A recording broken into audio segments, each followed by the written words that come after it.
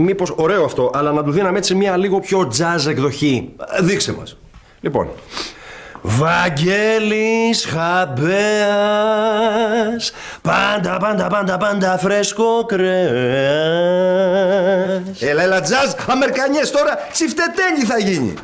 Τσιφτετέλη, έχω πάρα πολύ ωραία γυρίσματα, δεν το φοβάμαι καθόλου. Λοιπόν, Βαγγέλης Χαμπέας, πάντα φρέσκο κρέας. Εντάξει, δεν θα το τραγουδήσεις εσύ. Και ποιος θα το τραγουδήσει? Εγώ. Και γιατί εσύ? Και γιατί όχι εγώ? Καλή την κολοκυθιά θα παίξουμε. Για ευνόητους λόγους δεν θα σου απαντήσω, αγόρι μου. Εξακολουθώ να μην καταλαβαίνω, Βαγγέλη μου. Χαρούλα. Αχ, σας παρακαλώ, πάμε να το γυρίσουμε το ρημάδι. Όχι, Χαρούλα μου, επιμένω να μου πει ο Βαγγέλης για ποιο λόγο να μην το τραγουδήσω εγώ. Γιατί τα σκάτωσε στην άλλη διαφήμιση, Σάβα μου. Πια να μην μου βγει τόσο καιρό. Μαράζι μου είχε γίνει. Καταστράφηκα εξαιτία σου. Οκ, κανένα πρόβλημα.